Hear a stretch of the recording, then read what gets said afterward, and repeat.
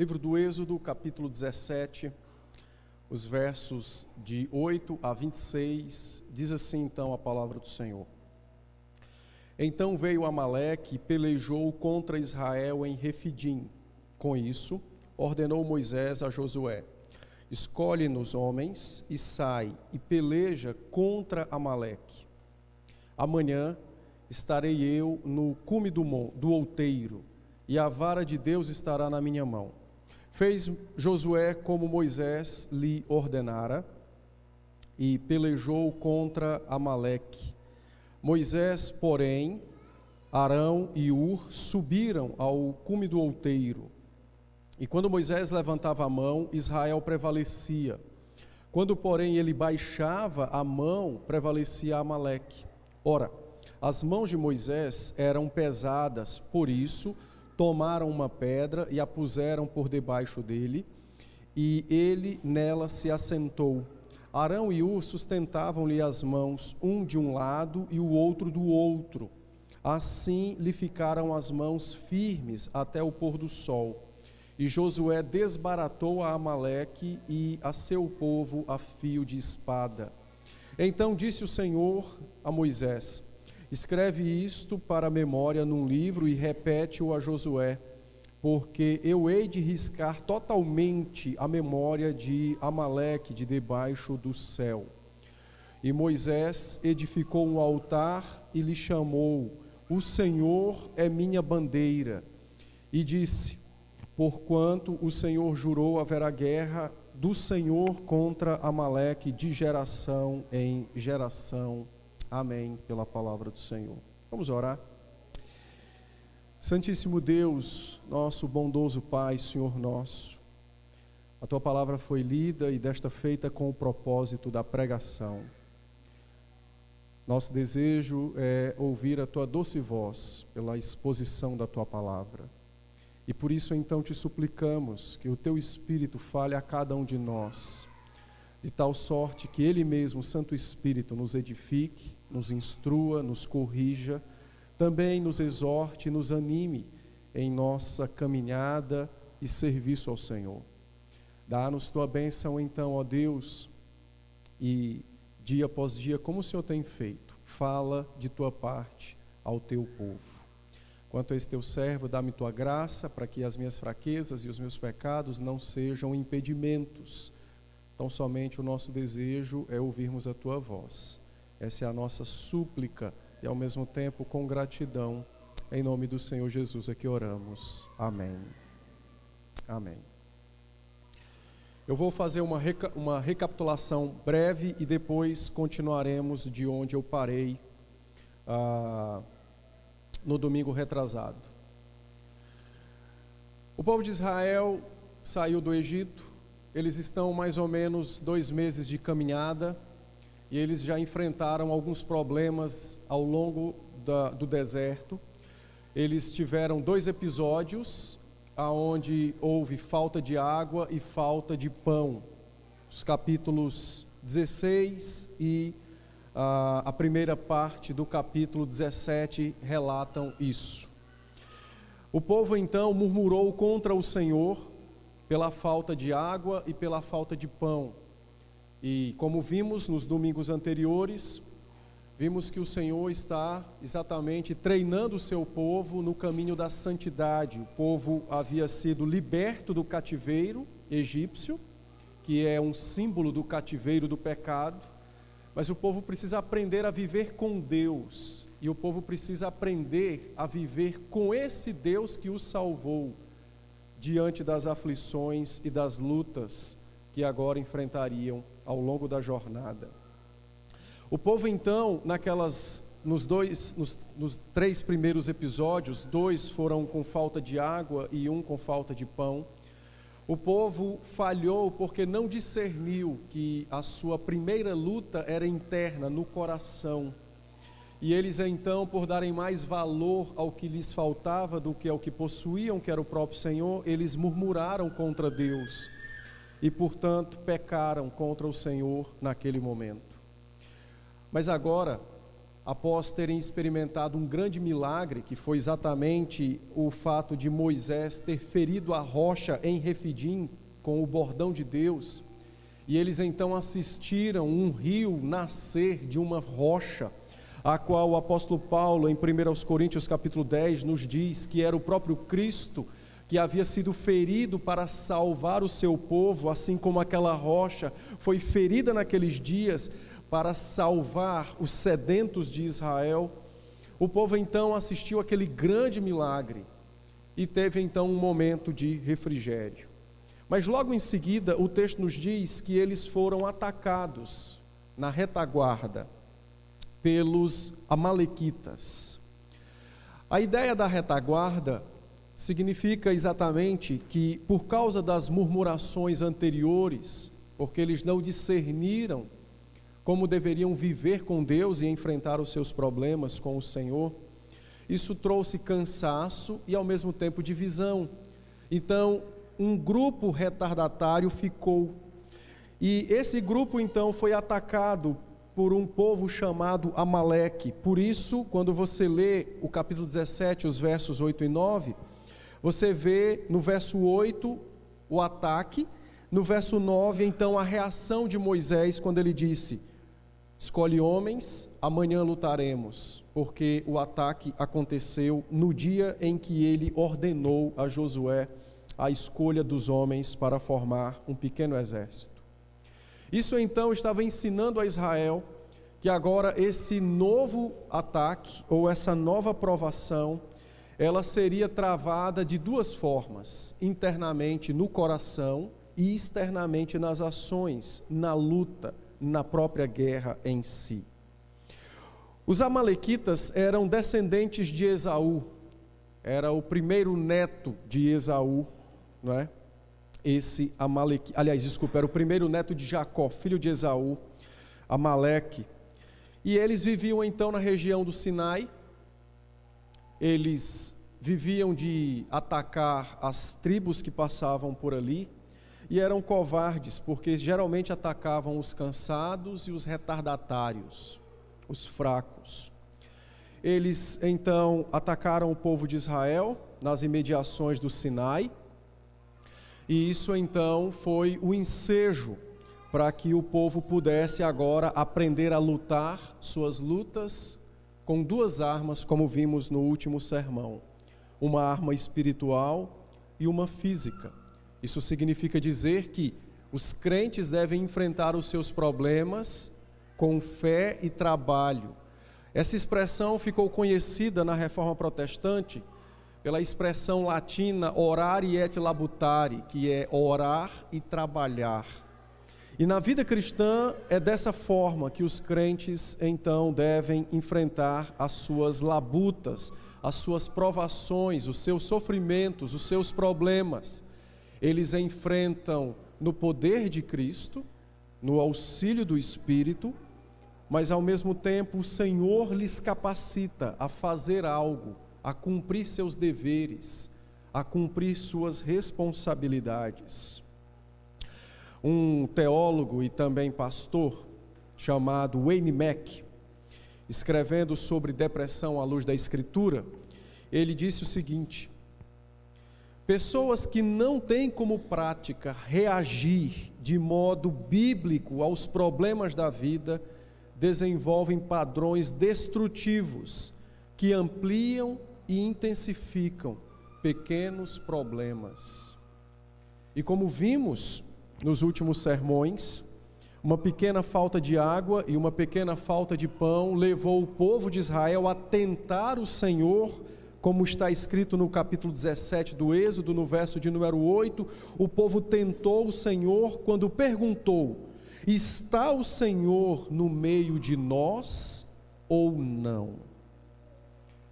Muitos crentes também tentam o Senhor diante das suas lutas e dos seus sofrimentos, porque eles questionam: está o Senhor no meio de nós ou não? Isso se dá porque eles ainda não aprenderam a viver com o Deus que os salvou e a viver com o Deus que os salvou no enfrentamento de suas lutas e de seus sofrimentos. O texto prossegue então, e a orientação de Moisés foi muito simples. Escolhe homens para a guerra, armas físicas, e eu amanhã subirei ao cume do outeiro com a vara de Deus que está na minha mão, a arma espiritual. Moisés então orientou o povo a lutar na planície, enquanto ele, Arão e Hur subiram ao cume do monte, ao cume do outeiro, e isso implica, como vimos domingo passado, eu não vou pregar novamente, isso implica então uma atitude de oração da parte de Moisés, Arão e Hur. E vimos que na Escritura, mãos erguidas são exemplos e são usados como símbolo de pessoas que apelam a Deus para que Ele mostre sua misericórdia e graça em momentos difíceis. E vimos também como o apóstolo Paulo instruiu em Timóteo, capítulo de número 2, verso 8, que os homens agora no Novo Testamento deveriam orar com mãos erguidas em sinal de dependência e súplica da parte do Senhor. Portanto, as mãos erguidas para os céus não era nenhum tipo de elemento místico, mas uma confissão de dependência da parte de Deus e, ao mesmo tempo, um anúncio para os guerreiros que estavam lá embaixo, de que a vitória não viria pela força deles, nem pelo fio de suas espadas, mas viria pela própria mão do Senhor. Eu também tratei com os irmãos no último domingo sobre por que as mãos de Moisés ora desfalecia, ora eram erguidas. E a oscilação das mãos implica exatamente nossa fraqueza. A fraqueza física de Moisés realça a glória e a misericórdia de Deus para socorrer o seu povo. Portanto, essa ideia muito vendida nos nossos dias, de oração poderosa, ela não é verdadeira. Poderoso é o Deus que é gracioso e que está sempre disposto a ouvir e atender os seus salvos, os seus redimidos, os seus santos, que foram comprados pelo preço do sangue de seu Filho na cruz do Calvário. Então Moisés fraco, as mãos caíam, ora mãos erguidas. O texto nos diz então que Arão e Hur tiveram uma ideia, colocaram, Enzo, deixa ele, é assim que funciona, já estão aprendendo. Os maiorzinhos a gente chama atenção, os menorzinhos não. Então, as mãos erguidas e as mãos que caíam, implicando então essa fraqueza física de Moisés e significando exatamente a fraqueza física de cada um de nós. Arão e Hur tiveram uma ideia, fizeram com que Moisés se assentasse, e cada um deles, um de um lado, outro do outro, mantiveram as mãos de Moisés erguidas até o fim de toda aquela luta, mostrando exatamente a perseverança dos fracos em depender do Senhor e a perseverança daqueles que reconhecem que nada são, mas que tudo podem, exatamente naquele que é o seu Salvador. Então esse foi o último ponto que eu tratei com os irmãos. A partir de agora então, eu quero tratar sobre mais dois outros pontos que o texto nos mostra, e foi exatamente o que eu não tratei no domingo anterior. O texto nos diz no verso 13 que Josué desbaratou a Amaleque e a seu povo a fio da espada. Então o Senhor ordenou a Moisés para escrever isso num livro e repeti-lo a Josué, porque ele haveria de riscar da face da terra a memória de Amaleque. O que acontece após a vitória? Enzo, sente aí do lado do Lucas, ó. O que aconteceu então após a vitória? Após a vitória, o Senhor ordenou que aquele evento fosse escrito, exatamente para que fosse relatado, contado ao povo posteriormente. A luta contra Amaleque novamente seria travada quando o povo entrasse na terra prometida. E então o Senhor estava revelando ao povo que haveria de lutar no futuro os meios pelos quais deveriam lutar aquela nova luta. Dessa forma, o Senhor estava revelando o que Ele fez e ao mesmo tempo quem Ele é e quem nós somos. O Senhor está exatamente treinando o seu povo, ensinando o seu povo a como viver com Ele em meio aos seus sofrimentos, em meio aos seus problemas, em meio às suas lutas contra os amaleques diários que cada um de nós possuímos. As histórias bíblicas não são histórias para que se conheça apenas feitos do passado. Na verdade, toda a Bíblia é uma história de um Deus que salva pessoas, que vive com estes salvos e que os ensinam a como viver os dias dessa terra com Ele, tendo o seu auxílio, tendo o seu conforto, tendo o seu encorajamento e dirigindo-se para o céu. Por isso que o Senhor ordenou a Moisés: escreve num livro. Isso vai ser contado às gerações futuras. Isso deve ser contado a Josué quando ele estivesse prestes a entrar na terra prometida e a lutar novamente contra Amaleque. Aqui, irmãos, nós aprendemos uma grande lição. Deus se preocupa com as gerações vindouras e é por isso que nossos filhos estão aqui. Porque o Senhor quer que eles conheçam os feitos do Senhor. O Senhor tem mais interesse no bem de nossos filhos do que nós mesmos. O Senhor não quer que apenas uma geração conheça o seu feito e o seu poder, mas Ele quer que todo o seu povo conheça, experimente e viva debaixo do seu cuidado e da sua graça bendita. Por isso a ordem: escreve num livro, relata-o para as futuras gerações, conta a Josué, para que o povo, quando estivesse na entrada da terra prometida, soubessem da maneira adequada de como deveriam lutar contra os seus inimigos. Eles deveriam lutar com armas, mas também deveriam lutar com oração. É por isso que você vai ver, por exemplo, algo muito interessante, que é a queda do muro de Jericó. As trombetas anunciando a vinda do povo, e então num belo dia a ordem para que o muro fosse derrubado, não com armas, mas pelo poder de Deus, ao som das trombetas da vitória. E só em seguida é que o povo entraria na cidade e então eliminaria os de Jericó. Isso então mostra o uso das duas armas, espiritual e física, no enfrentamento das lutas e dos problemas. Em seguida, o Senhor ordenou a Moisés, na verdade, Moisés construiu um altar, e nesse altar, então, ele disse: o Senhor é a minha bandeira, demonstrando a sua gratidão ao Senhor, demonstrando o seu apreço para o Deus que os havia livrado do mal. A expressão hebraica Jeová Nissi, que é o termo para o Senhor é a minha bandeira, ou Yavé Nissi, é só pronúncia que difere de Jeová e Yavé.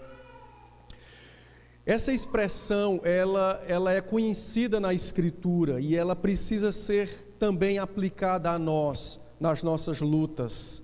Deus é a minha bandeira, foi o que disse Moisés quando consagrou aquele altar ao Senhor. O Senhor é a minha bandeira. Por que ele disse que o Senhor é a minha bandeira, quando nomeou aquele altar em adoração ao Deus vivo? A bandeira, ela é um padrão militar.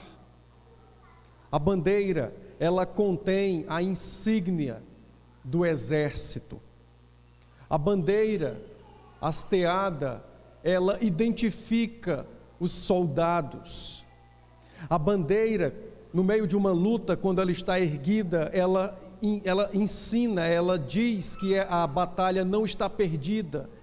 E com isso, aquela bandeira transmite aos soldados coragem e esperança para vencerem aquela batalha, para prosseguirem naquela batalha. O povo de Israel experimentou exatamente isso. Durante a guerra, quando olhavam para o cume do monte, do outeiro, e viam as mãos erguidas de Moisés, prevaleciam, porque Moisés tinha na sua mão o cajado, a vara de Deus, um símbolo do poder de Deus. Aquilo era a bandeira do povo naquele momento. Aquela bandeira lhes dava esperança e coragem, e lhes instruía: ide avante, o Senhor é convosco. Quando as mãos de Moisés fraquejavam, o povo também fraquejava. Era como se a batalha estivesse acabando e eles estivessem perdendo a sua luta. Portanto, quando as mãos permaneceram firmes, levantadas, o povo prevaleceu sem titubear e ganharam a guerra, venceram a batalha. Por isso Moisés disse: o Senhor é a nossa bandeira. Nós somos os exércitos desse Deus, somos identificados pelo poder de Deus. Ele nos dá esperança e coragem em nossas lutas. O bordão na mão de Moisés, símbolo da fonte e coragem daquele povo, era exatamente o símbolo do poder e da presença de Deus com aquele povo naquela luta, naquela guerra. Por isso Moisés disse: o Senhor é a minha bandeira. É interessante observar que a ideia da bandeira na Escritura, ela é extremamente usada e aplicada para a salvação e para a vida dos salvos com o Deus que os salva. O profeta Isaías, no capítulo 11, verso 10 da sua profecia, Isaías falando acerca da raiz de Jessé, Isaías disse assim, Isaías 11:10: naquele dia recorrerão as nações à raiz de Jessé, que está posta por estandarte dos povos, por bandeira dos povos. A glória será a sua morada. 730 anos antes de Cristo, Isaías profetiza e diz que o filho de Davi, a raiz de Jessé, seria erguida como bandeira para as nações, para a salvação, para de fato apontar a glória que é a nossa morada. O próprio Senhor Jesus, em João capítulo 3, versos 14 e 15, o Senhor também cita o seu levantamento na cruz como uma bandeira, como um sinal que identifica os salvos e que encoraja os salvos. João 3, os versos 14 e 15, ele disse assim: e do modo porque Moisés levantou a serpente no deserto, importa que o Filho do Homem seja levantado, para que todo o que nele crer tenha a vida eterna. Ele cita o exemplo em que Moisés levantou a serpente de bronze no meio do deserto, para que aqueles que olhassem para a serpente fossem curados das suas mordidas, mas para que aqueles que se recusassem a olhar para a serpente sucumbissem com o veneno das víboras, das quais haviam sido mordidos. Desta forma, então, o próprio Senhor, quando cita o levantamento da serpente, ele cita o seu levantamento, exatamente para que todo aquele que olhe para ele na cruz e o vê então como o Filho bendito que sangrou em nosso favor para a remissão de nossos pecados, esse então crer nele para a salvação.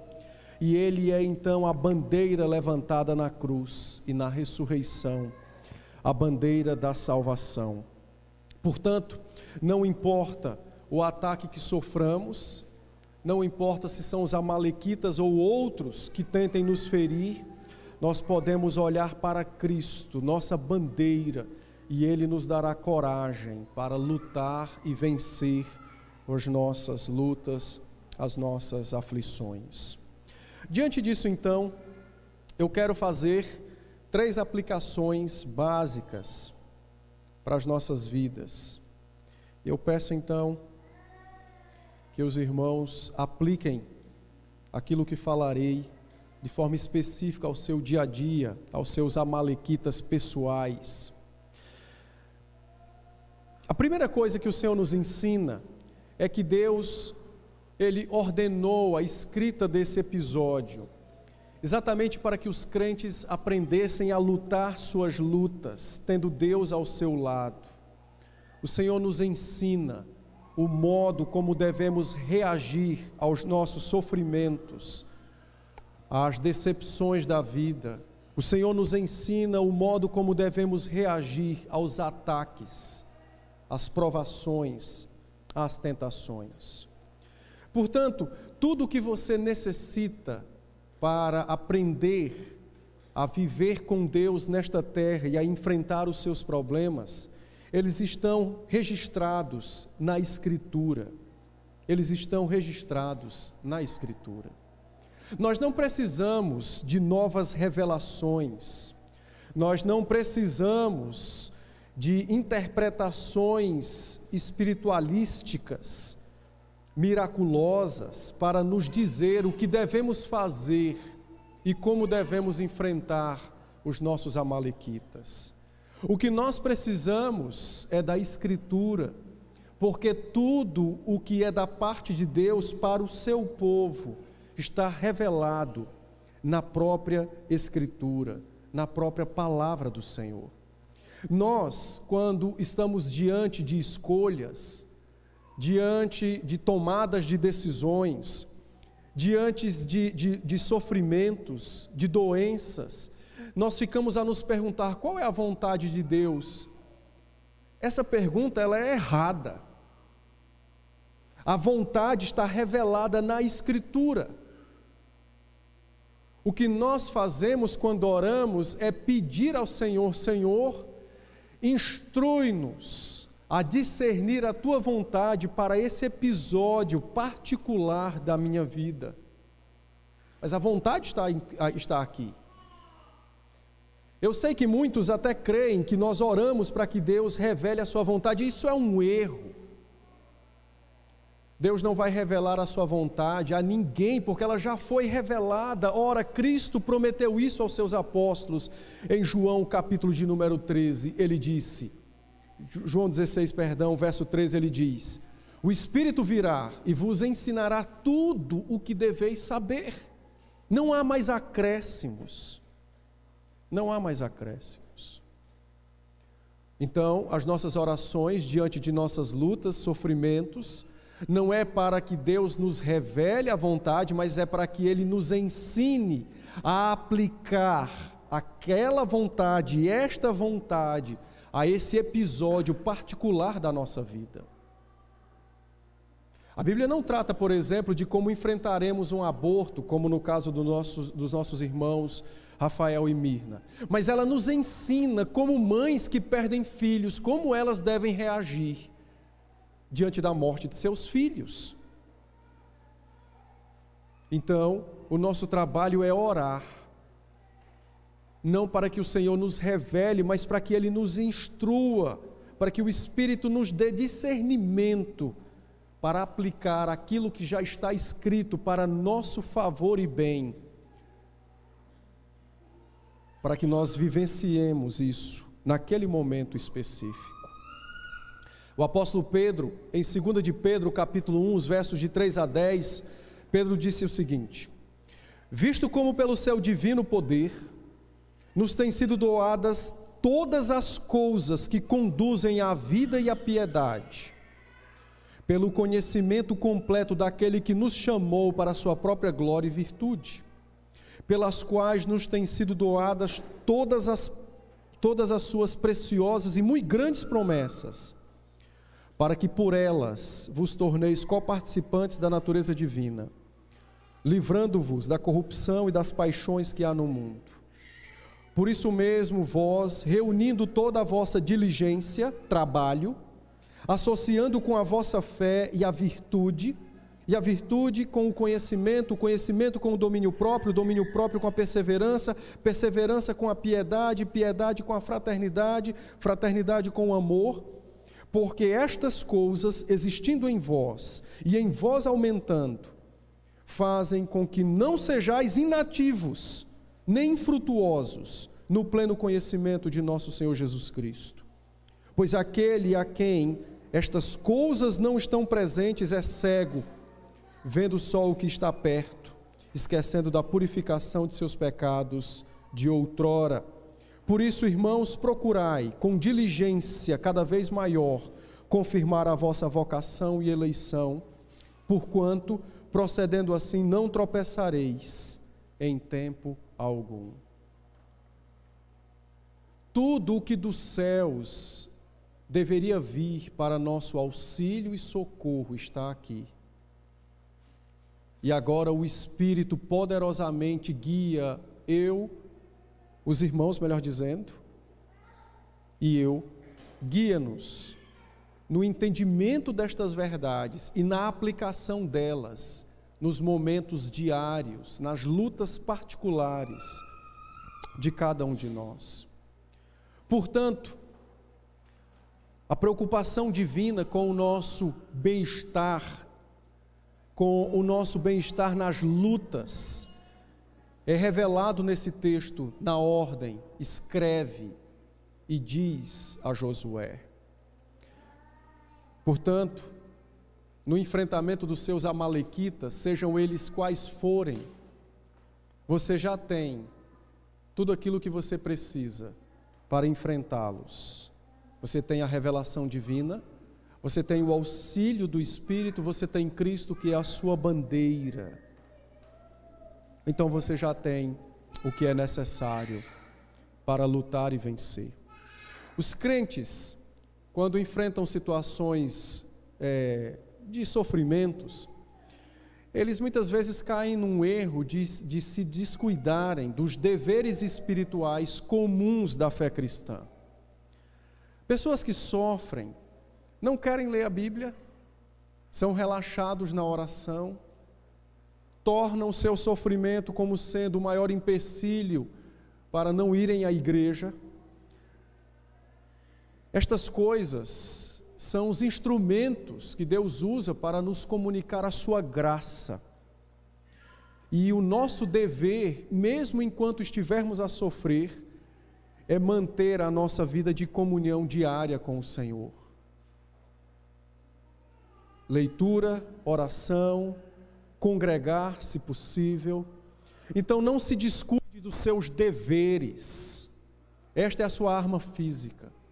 E enquanto você faz isso, você também está usando a sua arma espiritual.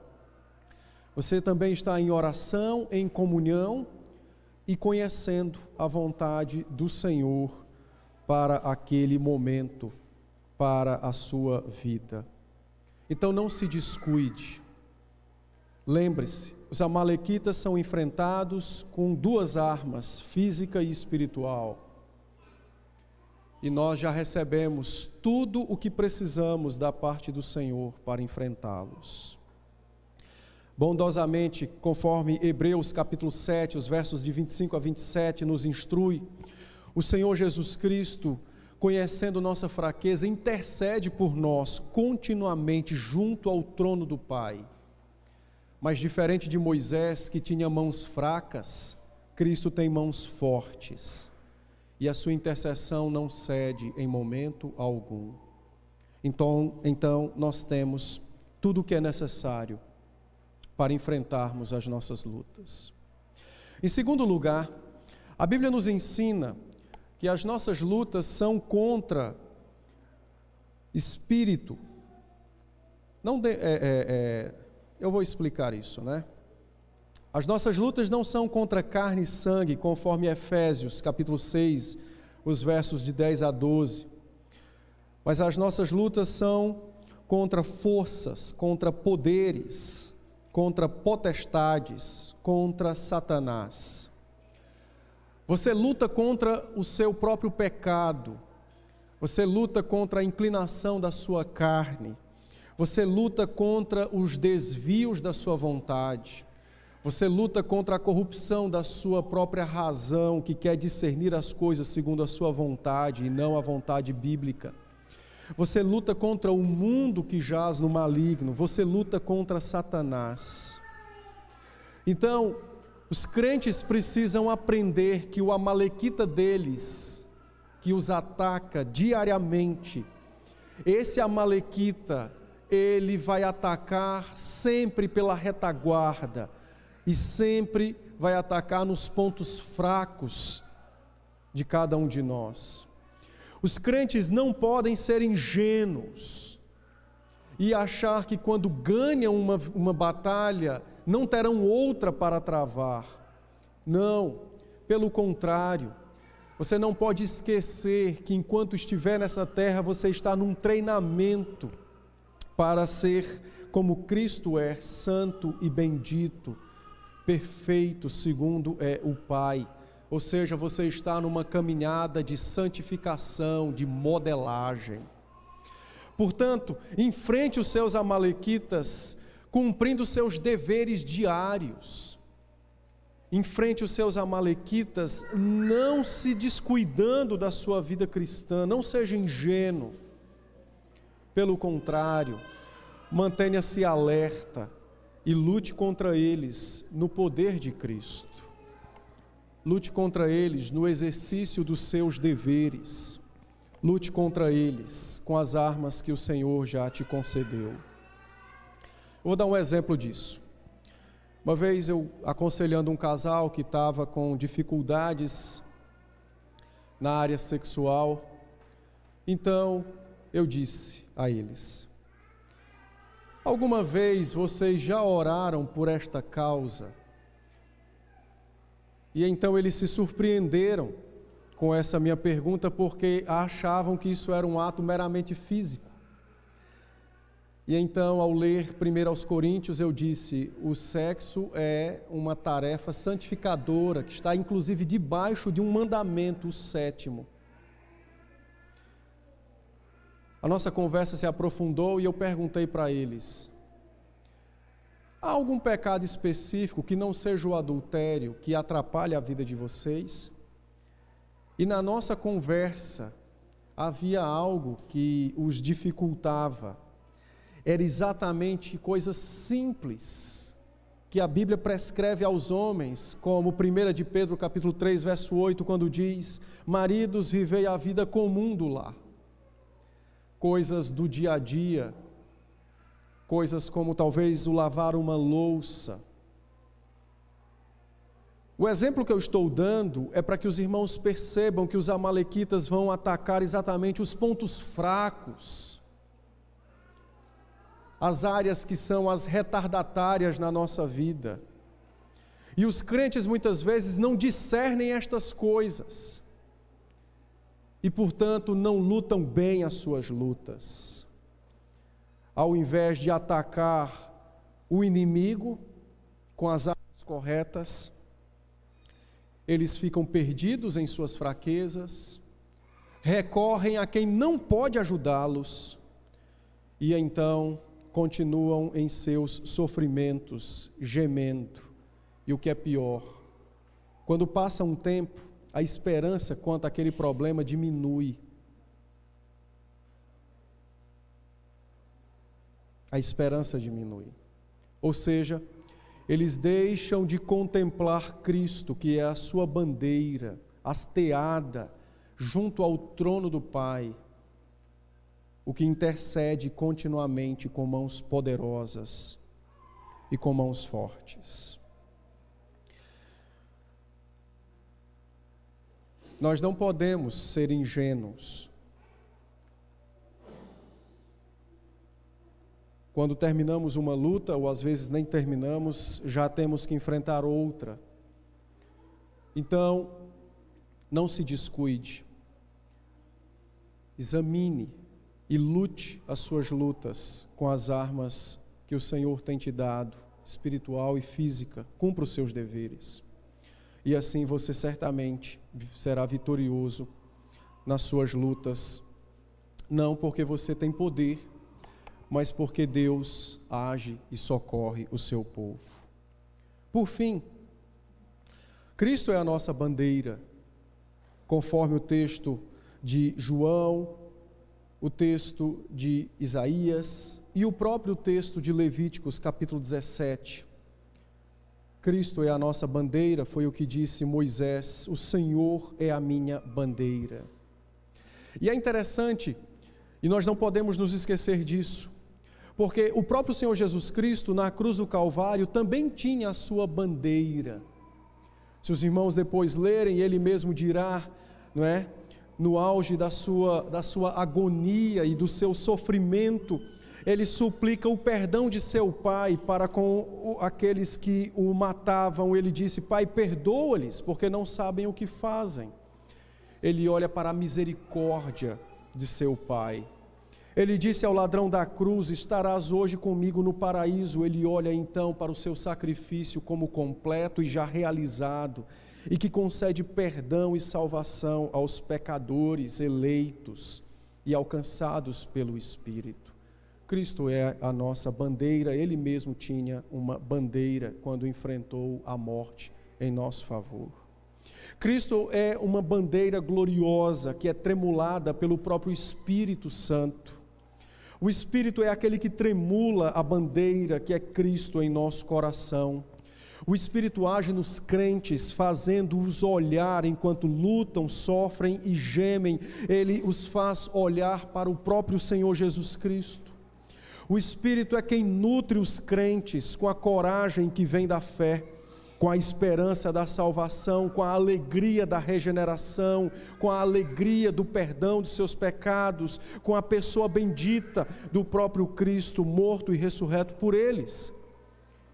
É o Espírito quem nos faz ver gloriosamente o nosso Senhor como nossa bandeira, e isso é o que nos faz lutar continuamente as nossas lutas contra os nossos amalequitas, olhando para Cristo, que é a nossa bandeira, tremulada em nosso coração pelas ações do Espírito do Senhor.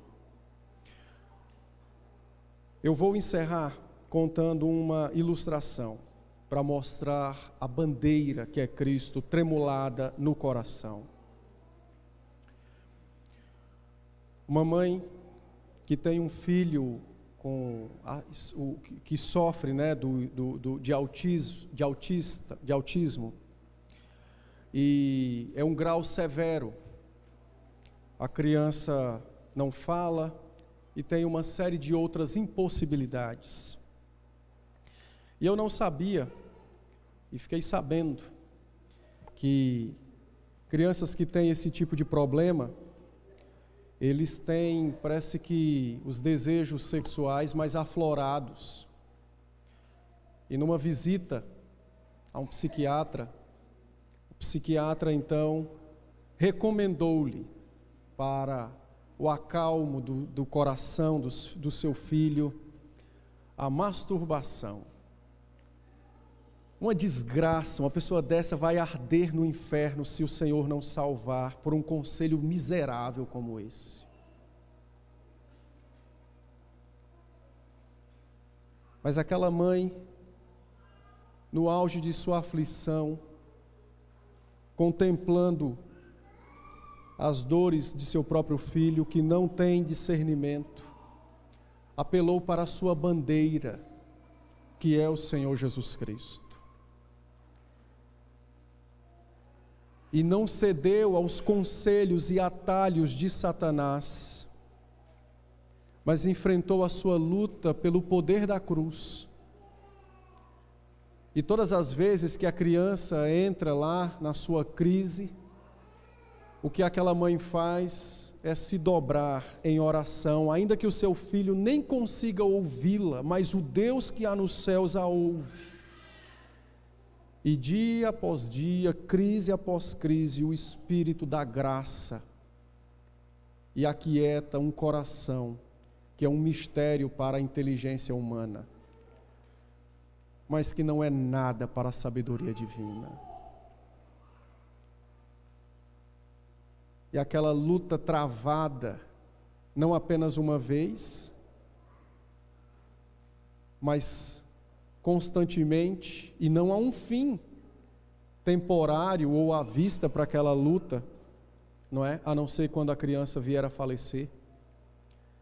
A luta é travada ao pé da cruz, olhando para Cristo, que é a bandeira.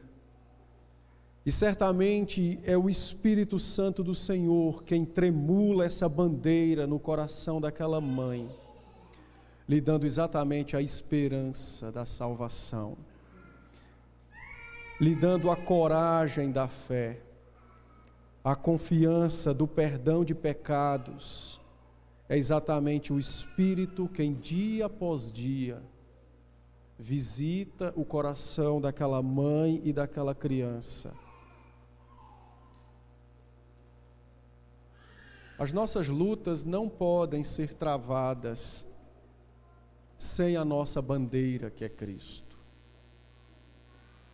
Todos nós precisamos de uma bandeira, e todos nós faremos uso de uma bandeira diante dos nossos sofrimentos e de nossas lutas. A grande questão é: qual tem sido a sua bandeira quando você passa por aflições? Os conselhos e atalhos do mundo, ou as mãos erguidas de um Cristo vitorioso que à destra de seu Pai intercede por nós?